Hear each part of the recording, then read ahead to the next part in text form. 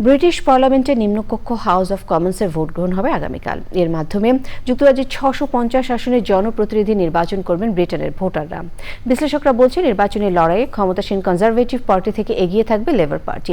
এবার লন্ডনের Hampstead and Kilburn আসন থেকে লড়ছেন বঙ্গবন্ধু শেখ মুজিবুর রহমানের নাতনি, 3বারের এমপি টিউলিপ সিদ্দিক। রিয়াজ ইসলামের রিপোর্ট। ৪ জুলাই ব্রিটিশ পার্লামেন্টের সাধারণ নির্বাচন। একাধিক কারণে আলোচনার কেন্দ্রবিন্দুতে এবারের নির্বাচন। 650 আসনের হাউস অব কমন্স নামে পরিচিত পার্লামেন্ট সরকার গঠনের জন্য প্রয়োজন অন্তত 326 আসন। নানা জরিপে উঠে এসেছে, নির্বাচনে মূল প্রতিদ্বন্দ্বিতা হবে কনজারভেটিভ ও লেবার পার্টির মধ্যে। সাম্প্রতিক সময়ে নানা ইস্যুতে লেবার পার্টির জনপ্রিয়তা বেড়েছে। আন্তর্জাতিক গণমাধ্যমের জরিপে উঠে এসেছে, এবার লেবার পার্টির জয়ের সম্ভাবনা বেশি। তবে Scottish National Party, Liberal Democrat Party, Reform UK Party ও গ্রিন পার্টির মতো দলগুলো ব্রিটিশ পার্লামেন্টের বেশ কিছু আসনে ভাগ বসাতে পারে।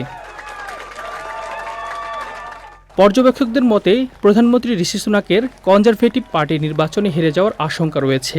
ঋষি সুনাকের প্রধান প্রতিদ্বন্দ্বী লেবার পার্টির প্রধান 61 বছর বয়স্ক আইনজীবী কিয়ার স্টারমার।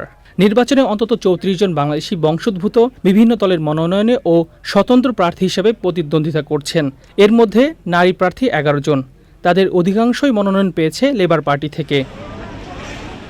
ব্রিটেনের হ্যাম্পস্টেড অ্যান্ড কিলবার্ন আসনে লেবার পার্টির প্রার্থী হিসেবে প্রতিদ্বন্দ্বিতা করছেন টিউলিপ রেজওয়ানা সিদ্দিক। এই নির্বাচনে লেবার পার্টি জয়লাভ করলে বাংলাদেশি বংশোদ্ভূত হিসেবে প্রথম ব্রিটিশ মন্ত্রী হয়ে ইতিহাস সৃষ্টি করতে পারবেন তিনি। নিজ আসনে জনপ্রিয় টিউলিপ সিদ্দিক পাচ্ছেন মানুষের ভালোবাসা ও সমর্থন।